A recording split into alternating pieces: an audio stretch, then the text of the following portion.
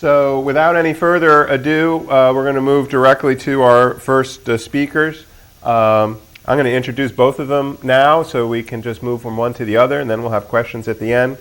Dr. Barrett Slenning is the Associate Professor at the College of Veterinary Medicine at North Carolina State, and he's also a leader of that university's Animal Biosecurity Risk Management Group. Dr. Slenning's research really lies at the intersection of medicine, economics, veterinary medicine, economics, and public policy. And I think he's really just the right person to be leading our discussion today.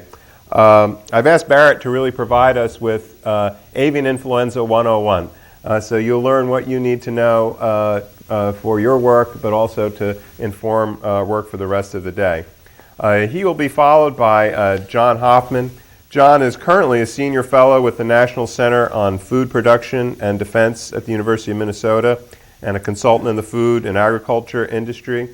John had a distinguished career in the National Guard, then with the Department of Homeland, or then at the North Carolina government and with the Department of Homeland Security, looking at WMD issues, and then more recently at agriculture and food safety, both in the state and federal governments.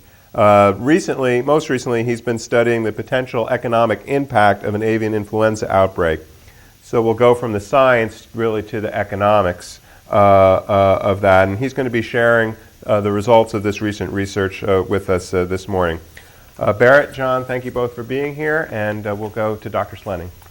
I want to thank David, I want to thank Louise, I want to thank the Center for inviting us to come out here and talk to you today. As David probably most appropriately put it, is this first talk is a load. Being a veterinarian, we usually talk about loads of different kinds of things. Hopefully it won't be what I usually talk about in terms of a load.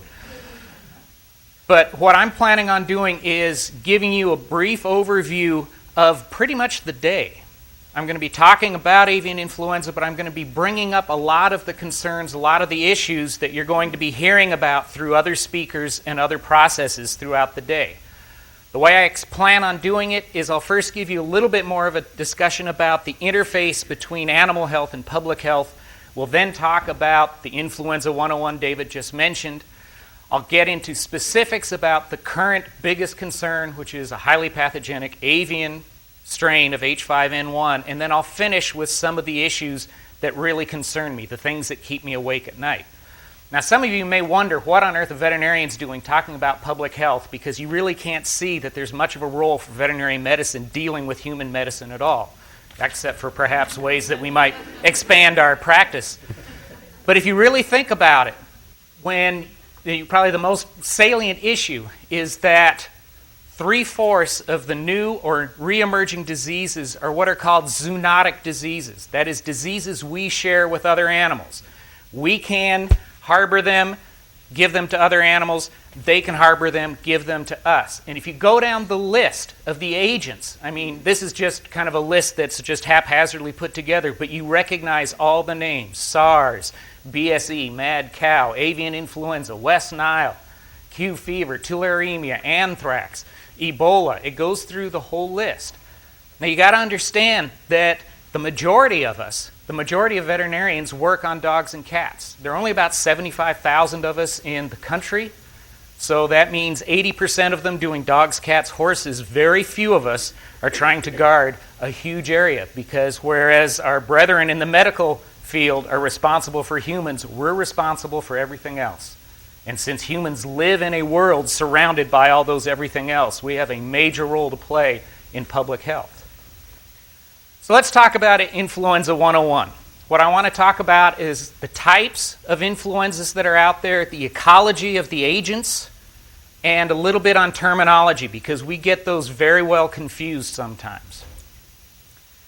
There are basically 3 types of influenzas, type A, B, and C. I am not going to be addressing B and C anymore because they are almost strictly, as far as we know, human pathogens. That is, they are not a zoonotic potential.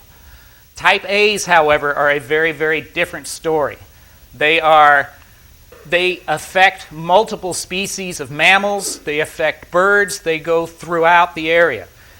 Every known type A influenza does have a bird host. That is, it does affect birds. So birds are usually considered the primary reservoir, wildlife reservoir, for type A influenzas. And it's specifically the water birds. ducks, geese, shorebirds, gulls, those kinds of things. Now, the way that they're defined is by surface proteins. The biggest two that you will hear about are hemagglutinin and neuraminidase. Those are the H and the N's that you hear when they talk about the different type A's. There's 16 different hemagglutinins. The last one was just discovered last year.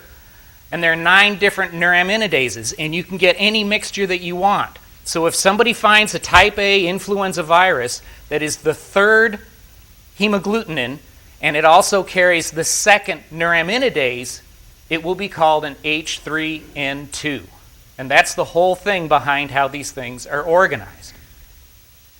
Human diseases tend to be caused by the H1, H2, H3 in combination with the first two, that is N1, N2 of the neuraminases. The ones that we tend to really focus on a lot are the H5s and the H7s because they have this nasty habit of going from what we call low path to high path. A low path influenza is one that doesn't seem to cause that much disease, doesn't seem to do all that much. But a trigger occurs, and we don't understand how that trigger actually operates, to turn it into a highly pathogenic form. And the H5s and the H7s are the ones that cause massive kill-offs in birds and can spill into humans as well when they develop that. We're all aware of evolution. We're all aware of how mutations accumulate over time, and natural selection can try and weed out the ones that don't help. These influenza viruses do something that is really nasty, and that is called reassortment. The way they're described is that as they multiply, is that they're promiscuous, in that they are more than happy to share their genetic material with other classes or subclasses of type A influenzas. And it's probably best identified by showing you this kind of cartoon. Assume we've got a group of people here in blue, and we have our own type A influenza, and each one of these little lines is one of the 8 strands of genetic material marked blue to be humans. We'll just say birds have their own, it's marked red, and pigs have their own, and it's marked green. Now, I've already said that these type A's tend to be able to cross all kinds of species barriers. So the avian forms can infect humans and swine, and actually the mammalian forms can make the same kind of bouncing back. Different forms are more or less apt to be able to make this jump. But what that means is that it's entirely possible for any one individual to be simultaneously infected by an avian virus, by a swine virus, by a human virus, and as they multiply in the cells of the host, they will start swapping genetic material. You can end up then with, in this mixing vat, a swine producing a virus that is a mixture of both swine and avian. Or you can have it doing a mixture of human and swine.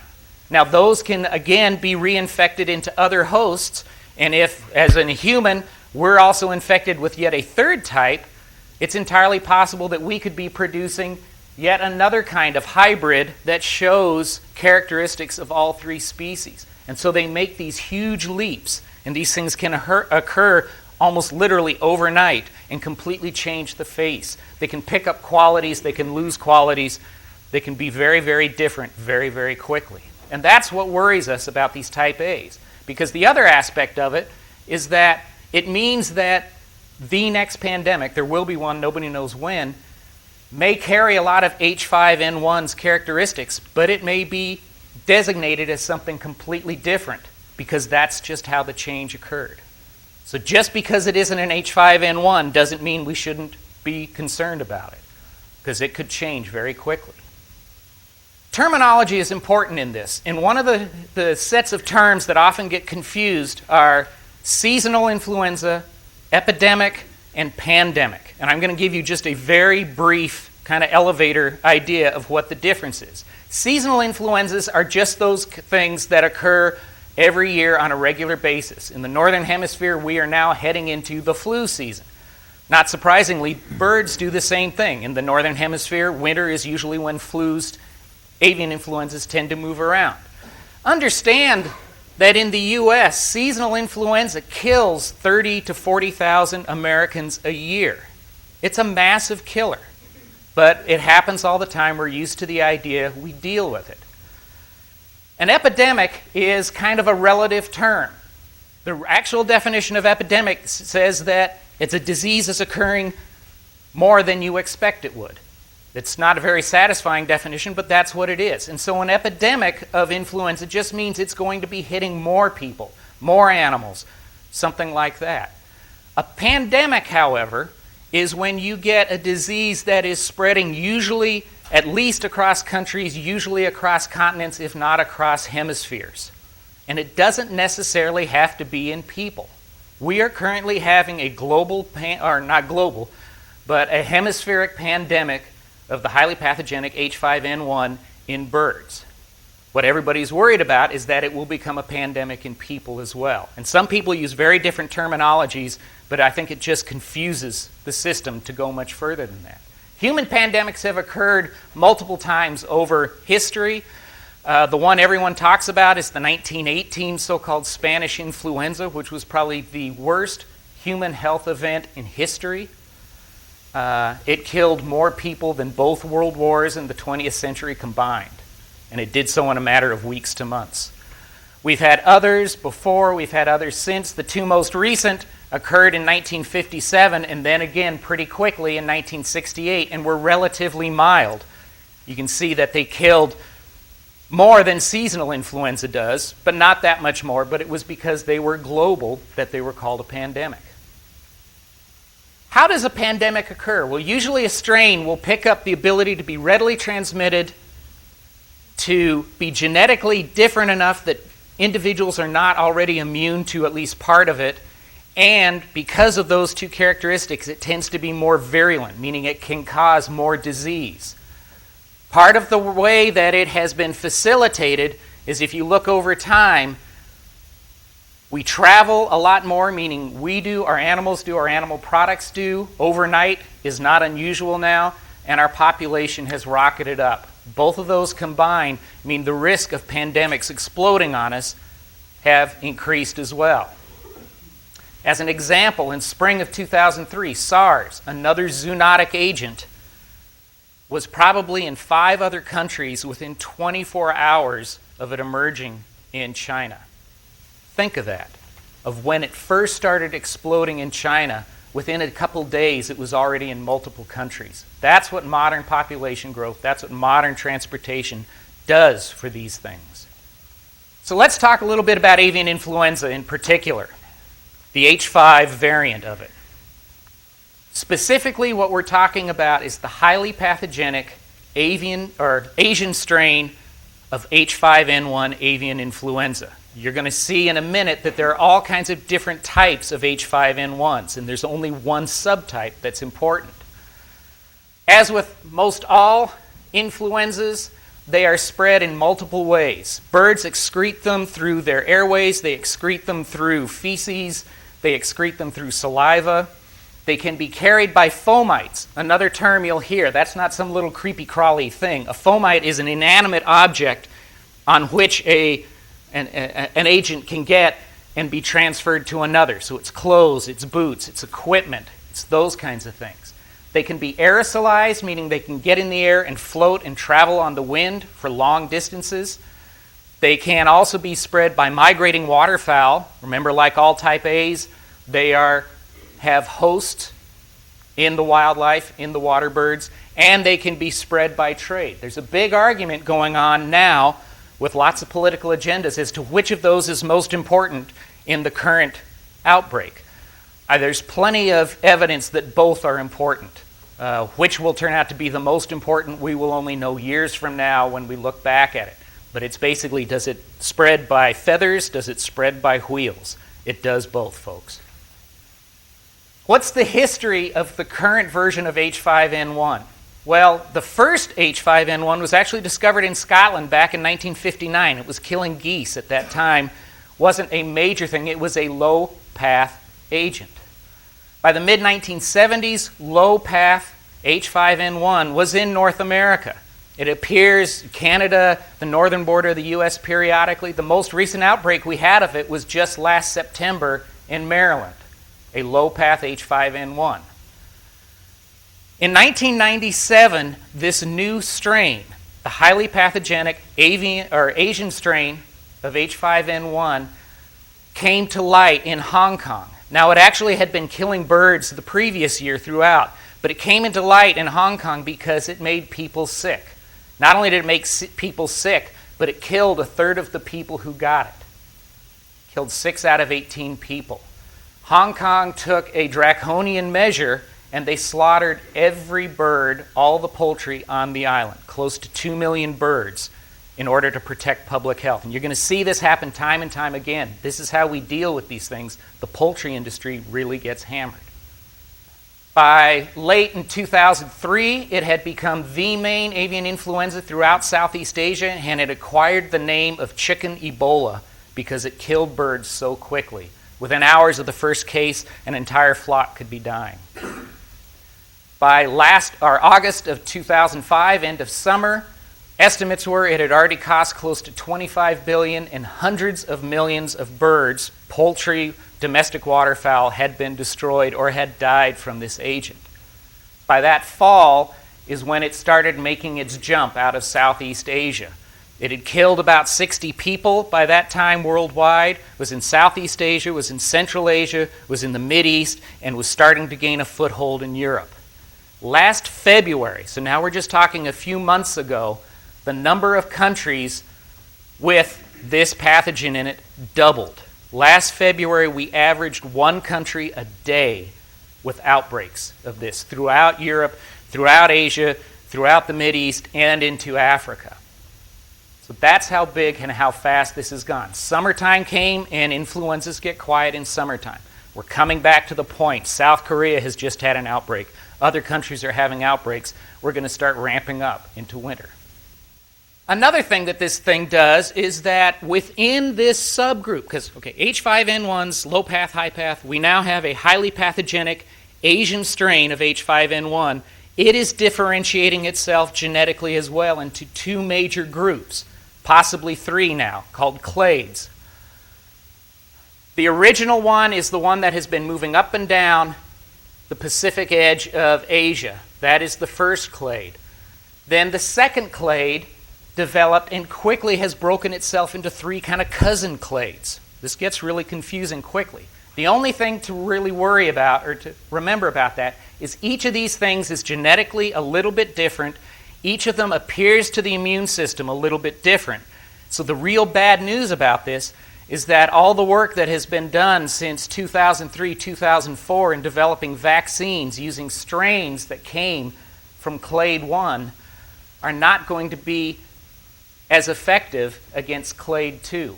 And unfortunately, it is clade 2, subclass 2, one of those cousins, is the one that made the big jump last spring or last fall into Europe, Africa, and across the board. And that's the nasty thing about influenzas, is you never know which one is going to hit you, and a vaccine against one is not necessarily going to protect you against another.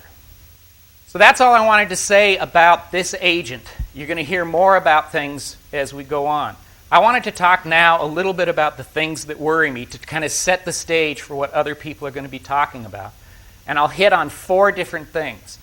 One, as David mentioned in his introduction, we get so focused on the what-ifs, we ignore what is actually happening. And we ignore the human and animal suffering that is occurring today because of this disease, not because people are sick, but because of what it's doing to people's livelihoods. I worry that we're making decisions that may be worse than the diseases. I worry that some of our planning is so aimed at technology and silver bullets, being over-medicalized, if you will, that we're forgetting about the things that have saved us in the past and will save us again in the future.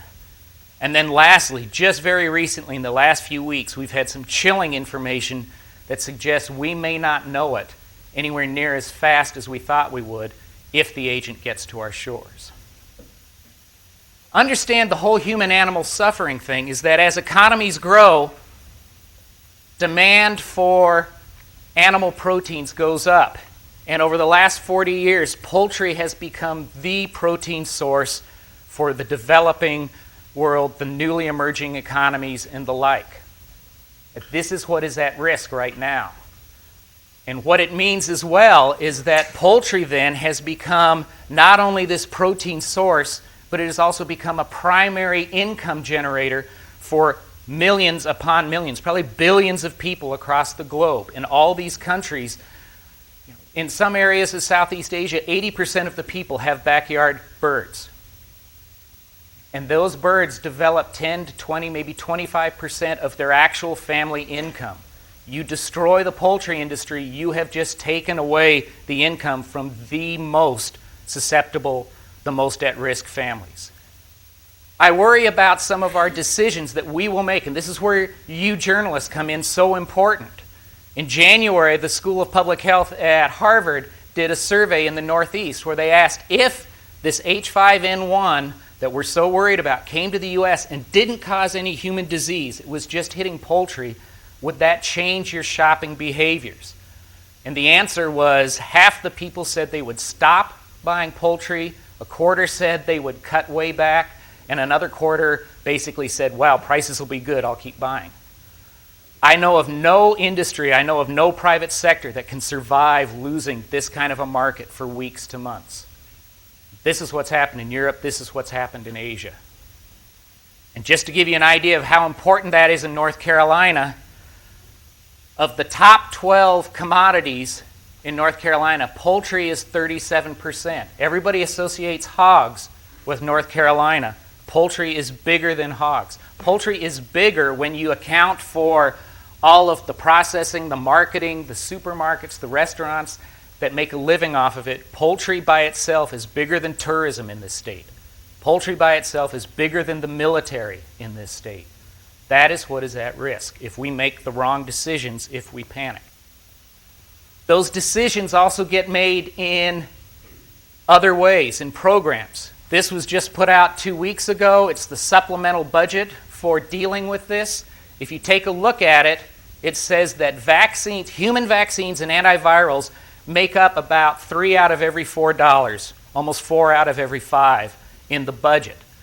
Dealing with local readiness, dealing with understanding where the disease is, whether it's coming to us through international means, makes up about 20% of it. So our own national plans are saying that being ready at the local level, knowing where it is and fighting it offshore is only 1/4 as important as stockpiling vaccines and antivirals that we don't know if they'll work. Medical technology is the last step to protect public health. And then the last one is, will we know? The New England Journal of Medicine on the 23rd of November published 2 articles that were just chilling, talking about clusters of cases in Indonesia that look very much where they've definitely shown there was human to human, actually human to human to human transmission of this agent, where mutations occurred between a son getting the agent and the father getting it, 35 different mutations in the virus between those 2 family members. It's evolving rapidly. And the scariest part is 21 of our state-of-the-art rapid tests, the things we need to identify it so we can find out if they're infected and start treatment early, all of them failed. 0. None of them identified it. But the clinicians kept saying, it looks like it, it looks like it, it looks like it. Half of our gold standard tests, PCR, failed. You may say, well, that's just Indonesia. Maybe something funny was going on there. They repeated the same thing 1/3 of the globe around in Turkey, where all of the rapid tests fails and PCR was able to do it, but it failed in half the time. All of our therapies, the Tamiflus, the kinds of things we're talking about being able to do, the social distancing, requires us to be at the forefront, to know when this thing has gotten to us. If our tests fail, if we don't find out about it, I don't care how much vaccine we have. I don't care what we do. Our markets are going to collapse, people are going to get sick, and we're going to be in a world of hurt. On that bright note, that's the introduction. You're going to be talking, you're going to be learning about risk communication. You're going to be learning what the poultry industry is doing, what things we don't worry about, what things we do worry about. So again, I want to thank you all for coming here, and I think now I'll turn it over to John. I'll set it up for you. Good morning. I appreciate the opportunity to come share with you some of the work that a group of us have been doing, and I guess you've already gotten the idea. This is a pretty fun crowd to be around, huh? Interesting topic. I had just spent a couple of years working in D.C. on infrastructure issues and how we protect our infrastructures against terrorist acts or natural disasters or calamities of one kind or another. And I'd like to have you think about, as I go through this, what happens to infrastructure? That's what we're really talking about here. David characterized this as economics, and I would suggest that's certainly part of it, but it's really bigger than that. It's the infrastructures. What happens to the infrastructures when these events occur? One of the tenets in any kind of resilience from disasters, whatever they are, is that the more you can plan and mitigate effects up front, the less effect you're going to have in the event and the faster you're going to recover.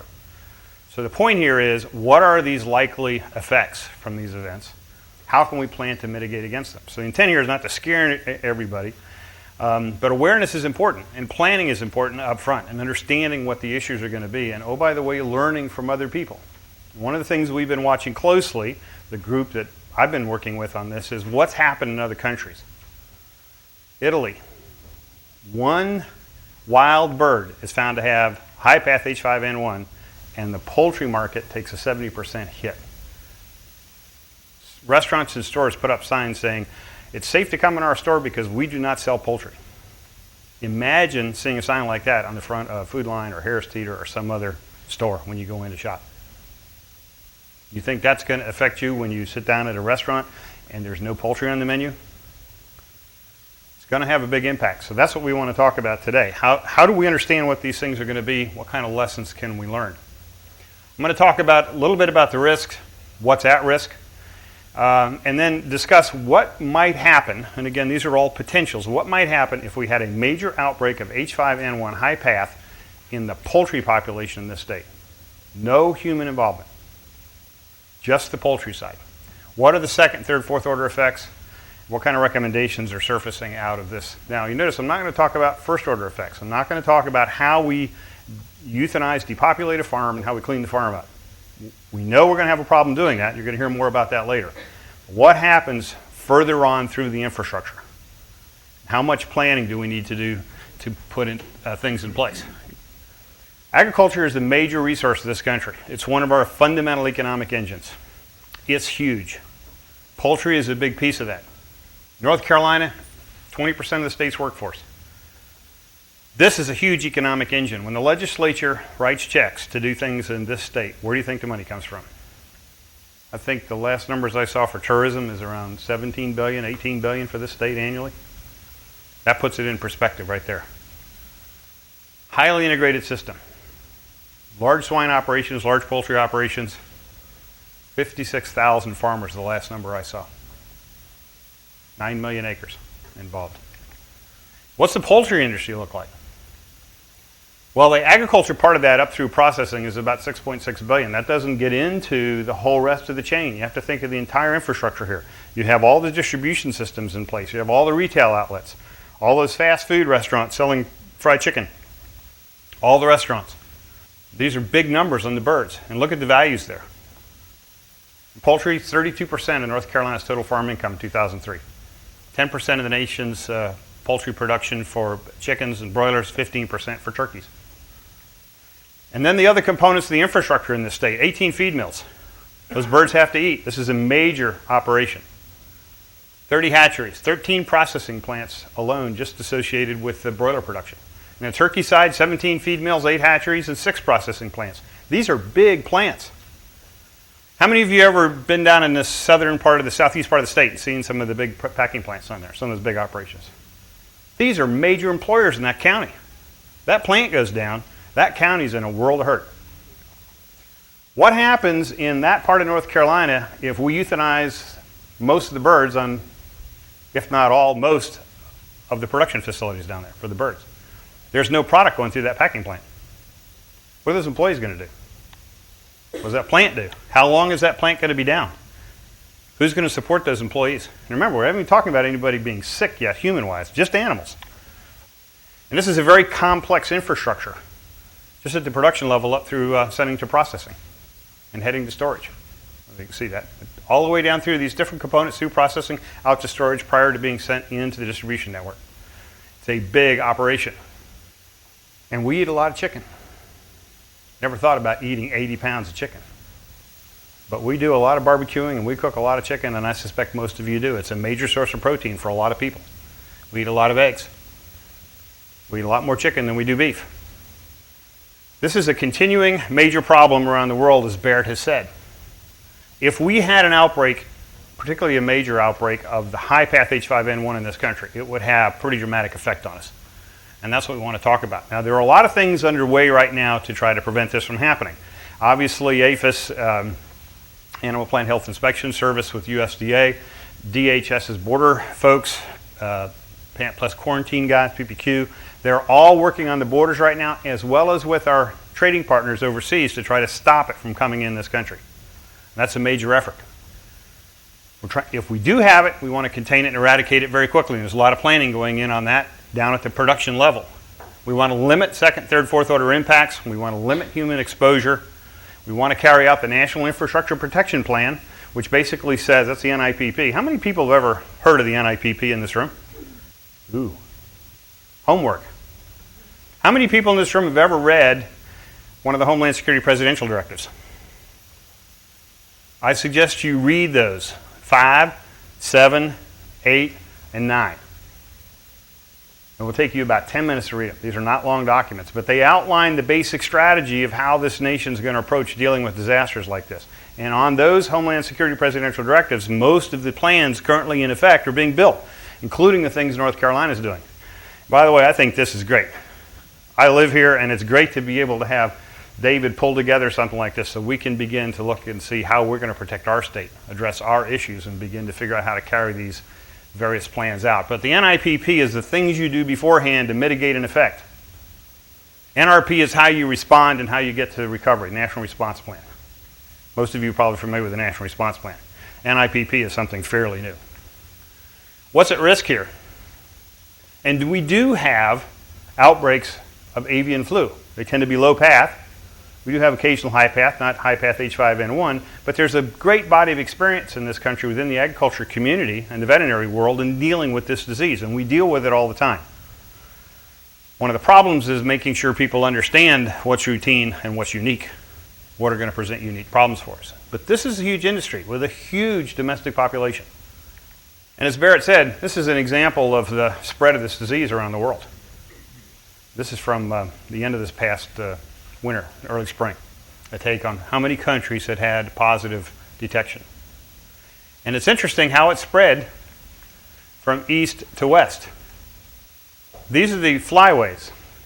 They tend to go north and south. Clearly, we believe that the wildlife population can contribute to the spread of the disease, particularly north and south. But the east-west movement is probably trait. So as Barrett said, this is a combination of effects. So if we have it, it doesn't mean you should run right out and shoot all the geese. There's probably other things in play. Not present now. What's different here?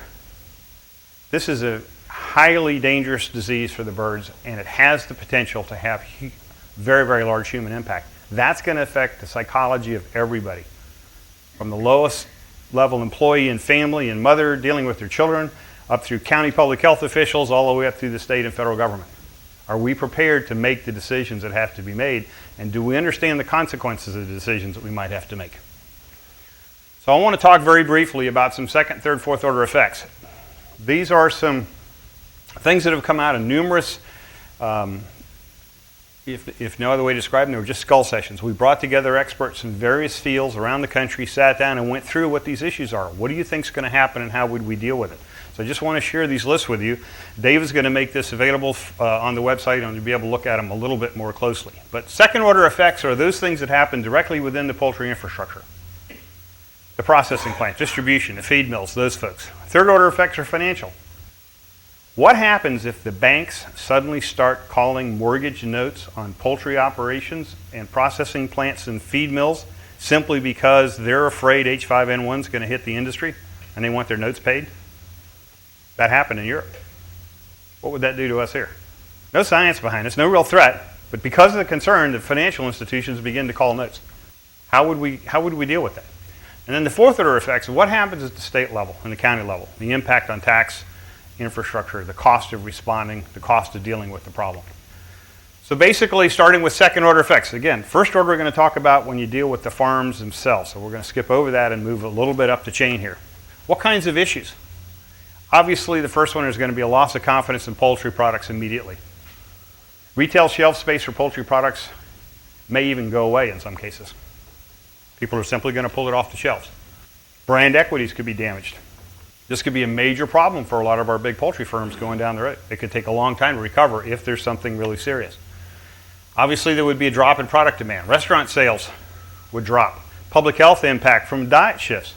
A lot of people tend to get their protein from poultry because there's less fat. So what happens when people say, well, I don't want to eat the poultry because it might be dangerous, therefore I'm going to start eating more beef or some other product that might have higher fat, and it could have a dietary impact.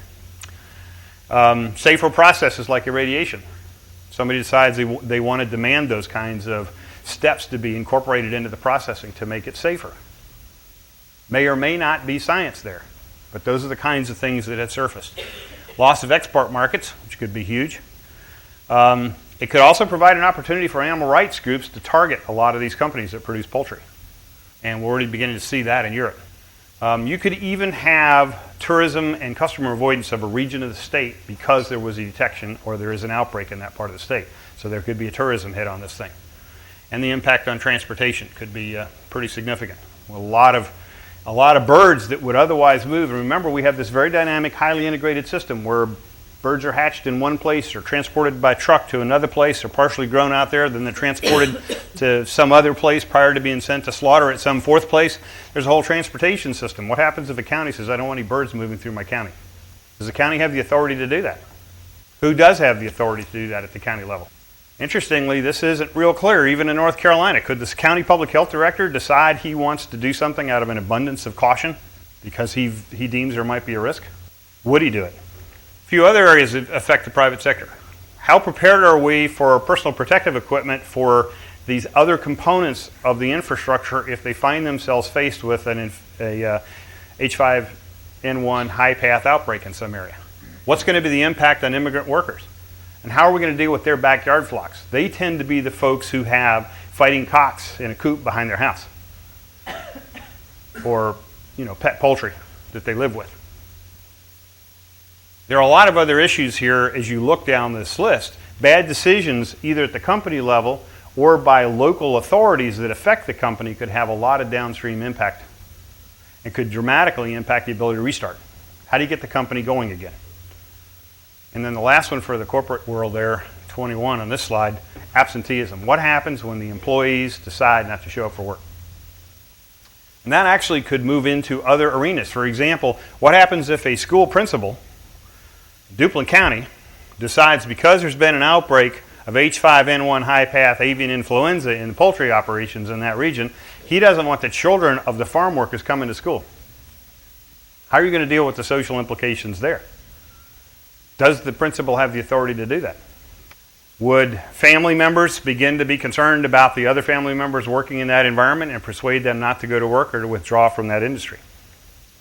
And a few others in the private sector. Again, this isn't a simple list. There's a lot of things that can go wrong here. There are a lot of issues that industry's got to look at, not just on the farm, but all the way through the chain.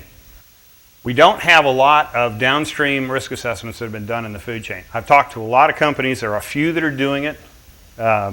Alex Lee, North Carolina Corporation, spent a lot of money working with the center to actually investigate what are these downstream risks all the way through the restaurant side and food distribution side. But a lot of companies are assuming this is all going to be handled at the poultry production end and it's not going to affect them. If they don't plan for this, they're not going to be able to deal with the effects. We even have an issue from the standpoint of the plant operators with FSIS, Food Safety Inspection Service from USDA, who provides the meat inspectors in the plants. There's already an issue if we have a plant that's found to have processed birds or in a region where birds have been detected to have it, H5N1 high path.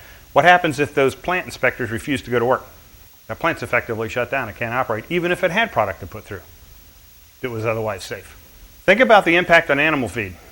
If there's a major outbreak and the demand for corn suddenly drops in a region of the country, think of the second, third order effects of just the corn system suddenly losing a big market share. A lot of corn, a lot of other grain goes into producing feed. If the feed system shuts down or slows down production in a region of the country, that's going to back up all the way through the system. So now you've got corn futures at risk. You've got subsidy payments that come into question. There's all kinds of issues just from the feed standpoint if there's a major outbreak that occurs. And one of our other problems there at the bottom, I'm sorry that kind of overruns on this projection there, but we do not yet have the level of private-public sector coordination that we need between the counties and the industry, the states and the counties to be able to deal with these effects. They're only now beginning to look at this information. Good news here is DHS has published a new document in collaboration with USDA and FDA on this topic, as well as one for other infrastructures, beginning to provide guidance on how to do this and how to work together. And out of this data is coming a checklist that's going to be included as an annex to that of things people need to think about. Let's move to the government side at the second order level, all right? How prepared are we to deal with this? And how well are we prepared to deal with information and misinformation that's going to be floating around out there? Who are the first responders in this case? Remember, no human casualties yet. This is strictly a problem on the farms and an impact moving up through the production chain and the processing chain. Who are the first responders? As was pointed out, a lot of people are first responders in this and don't even realize it. Take the media. Who's going to be the best outlet we have to communicate information to the public? It's going to be the media. The media's got a role to play here, so they've got to understand what these issues are and be able to accurately portray the information that the public needs to have.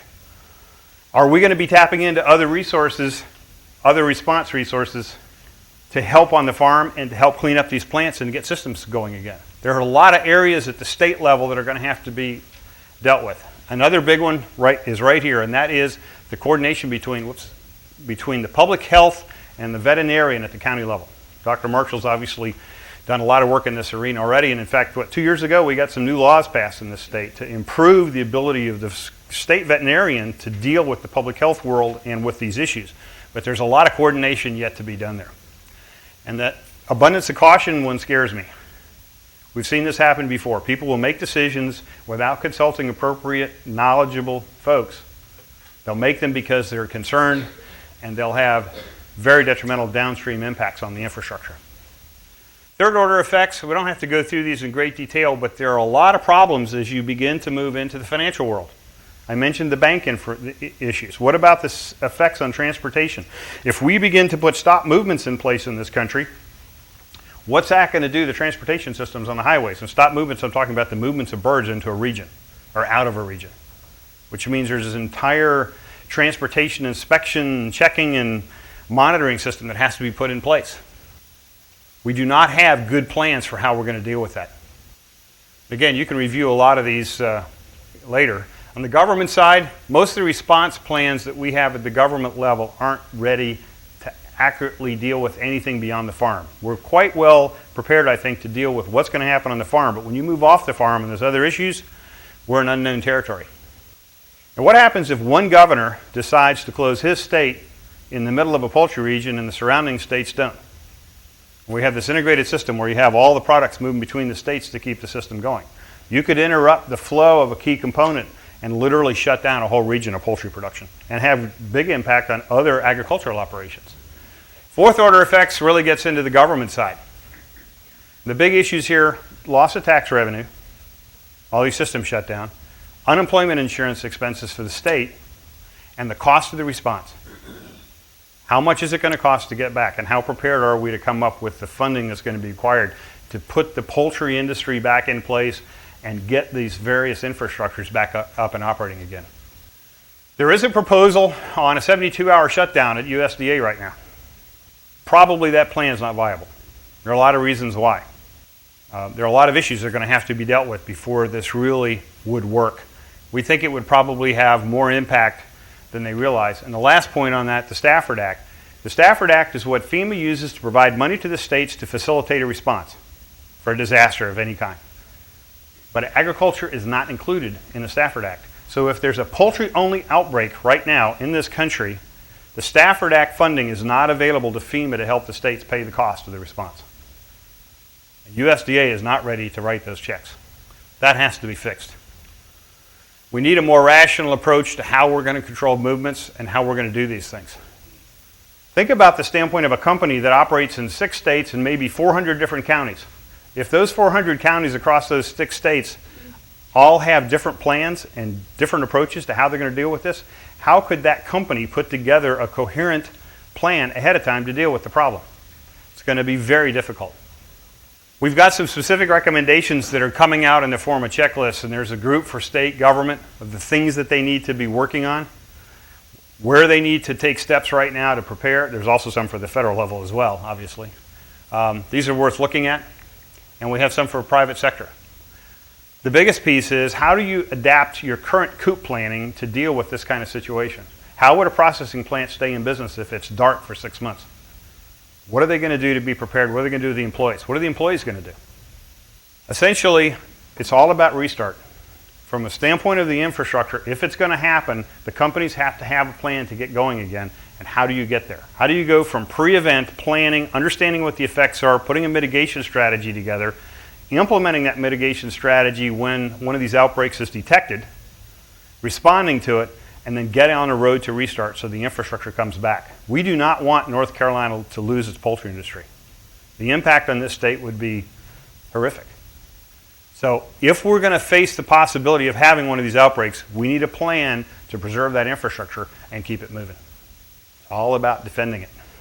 So with that, I'll turn it back over to David. Great. And I think we're available for questions if anybody wants to fire a few at us. We're behind schedule, but I think we should not let Barrett and John go without giving you a chance to question them. I think both of them will remain here during the first panel, so when we have question time there, you can direct the questions there. But let's have some question time now, and then we'll do our break. Yeah. Homeland Security Presidential Directives, and you can read them on the Homeland Security Presidential Directive, HSPDs. 5 is about how we respond. 7 is about how we prepare ahead of time. 8 is how the states are going to work with FEMA and DHS on funding to put programs together to be prepared. And 9 is the specific Homeland Security Presidential Directive for the defense of the agriculture infrastructure. Interestingly, food and agriculture was the last infrastructure to be declared critical. It wasn't declared critical until February 2003. Now, we all eat every day, so how that didn't dawn on somebody earlier, I don't know. But in February 2003, it was finally deemed to be a critical infrastructure, yet it was the first one to have its own presidential directive on how to defend it and the strategy we're going to implement. And that would be available? You can get them on DHS's website. You can read them on the White House website. Make sure you put in whitehouse.gov. But you can read them right there. They're available in a wide variety. If you do a Google search on HSPDs, there's all kinds of sources that'll pop up to read those. But they're enlightening because they give you a sense of what the strategy is nationally for doing this. Yes, sir. There was some rumors that you might see avian influenza in North America this fall or winter because birds that were nesting together in the Arctic would be coming down flyways. We haven't seen that. What's your speculation on that? My belief, and I'm not a veterinarian, but based on everything that's happened to the rest of the world, the most likely way this is going to come into this country is through some illegal trade act. Somebody's going to smuggle a bird in, somebody's going to bring something in that's contaminated, and that's how it's going to get here. But you can't discount the possibility that it could come from the mixing flyways up over Greenland or up over the Bering Sea area. And because of that possibility, USDA has a very intensive surveillance program underway right now to monitor those birds. And the Wildlife Conservation Society is doing the same thing with a grant from a number of agencies working with USDA, and they have their own network of people monitoring. So we're looking, but I think the evidence would suggest that for it to jump to this hemisphere, the likelihood is there'll be some illegal trade act. And that's frequently how we get diseases. Think of exotic Newcastle disease in California 2-3 years ago. Came in from smuggled birds used in fighting cocks from Central America. Yeah, I fully concur with what John is saying. There are biological reasons as well. Did not show up a cladogram of all the different genetic differences. But if you take a look, it just looks like this bush. But you'll see when you look at one of those things is that the avian influenzas that are common in North America and South America versus the ones that are common in Eurasia are pretty far apart. So it's going to take quite a jump for them to be able to mix. So it is something we need to be worried about. And we have already seen Great Britain, Japan, and one of the South American countries already have caught smuggled birds, largely pet birds, parrots, those kinds of things, that were infected in their system. So we know what happens, we know what's going, and I agree completely with John. That's the most likely way we will get. I am not worried about it getting into our poultry. You will hear from Dr. Carver and others that our poultry system, as John said, has been dealing with different kinds of influenzas, highly biosecure system. I am worried that this fear is going to go out and we're going to see the 70% drops in markets and people just panicking. And it won't matter how prepared we are, we won't have anything happen. Harry Truman once said that he was only going to hire one-armed economists because he was really tired of economists telling him this really good argument just when he was convinced. The economists will always go. But then on the other hand, there was this. And unfortunately, that one has an other hand comment. First is just my own kind of soapbox. I never use the term factory farm. It is so loaded with negative connotations, I've taken it away. But if you're talking about large-scale, highly integrated production agriculture, it is, yes, that's what I call it. It has positives and it has negatives. It has negatives in that we tend to have very genetically similar birds, pigs, cattle, what have you. We tend to have them in very close approximation. A bad decision on the farm means you're making a bad decision over lots and lots of animals. So there are some downsides to it. The upside to it is that those operations can amortize the cost of biosecurity over lots of operations. They have a very strong and very well thought out operating procedures set up. They can afford to do the biosecurity that needs to be done. And also, when there is an outbreak, if there is an outbreak, it is very easy to get the telephone tree going and get everybody to know. At the end of March 2001, we thought we had foot and mouth disease in this state. Remember, that was when in the UK you were seeing all those funeral pyres of cattle and sheep burning. We thought it could be in either of two places, one Duplin County, the other in another county, but it was largely, one was surrounded by highly integrated contract growers, the other one was independent growers. 6 phone calls to the concentrated growers, and 18 hours later, there had been people out touching and moving over 2 million pigs, identifying what was going on, sending faxes back, doing the work up to it. In the other area, it would have been 10, 20, 30, hundreds of others. The communication to those other groups was very poor.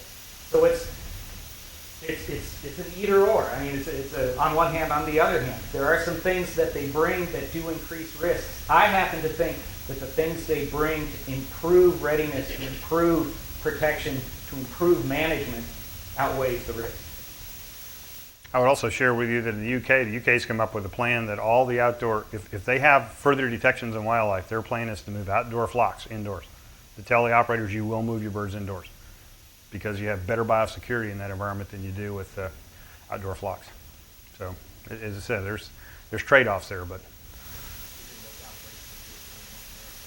if I could give you a reasonable assessment of that risk, I would be doing telephone consults. And it's, anybody who tells you they've got a real good idea how that works, they're either uninformed or they're just trying to take it over on you. Nobody knows.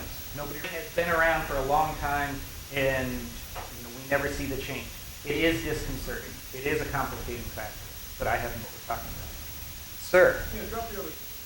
Well, in what has happened, if you use case studies of what has happened before, it was illegal pet birds, parrots, those kinds of things. I think in South America it was fighting cocks, game birds kinds of things. It will be found in those industries first. Depending on where it goes to, we could see backyard flocks, those kinds of things. Again, I don't think our large integrated structures are going to be at much risk unless they get just completely surrounded. There are big, highly integrated production facilities in Thailand, one of the worst hit places that have never gone down, that have been able to maintain themselves free with it burning up everything around them. But as I said, I don't think that probably matters. It's going to have such a huge impact on the over-exuberant caution, on the markets and those kinds of things, that it's going to hurt us no matter what. It's going to be exceptionally painful. And the problem with the smuggled environment is you may not detect it for weeks. Yep. It may be here circulating in some community like fighting cocks, which is an illegal activity anyway. or exotic birds, and the birds are valuable, and people don't want to say anything because they don't want to lose the bird. The next thing you know, the bird's dead, and they may not want to tell anybody. So the slippery slope is not And you're, and you're dealing, as John was saying, you're dealing with a sector that is, shall we say, not entirely hand in hand with law enforcement, public agencies, emergencies, or that kind of thing. You do not have to have a major outbreak to actually have these effects. And Italy and Europe's a classic case. No humans are infected. No large commercial farms are infected. These were basically wildlife detections. And what happened? Major impact on the industry. And Italy is not only not recovered completely, but Italy's tried to step up and help their operators with financial support, and the EU is penalizing Italy for subsidizing their poultry. Very complicated relationships between the EU and the countries there in dealing with this, and it just further complicates the problem. Our complications are different, but probably no less difficult to deal with. I think we're going to have some additional time. John and Barrett will be available, and we have our other panel, so we'll have more time to discuss all these issues. So why don't we just take a Thank you very much. brief break and then reconvene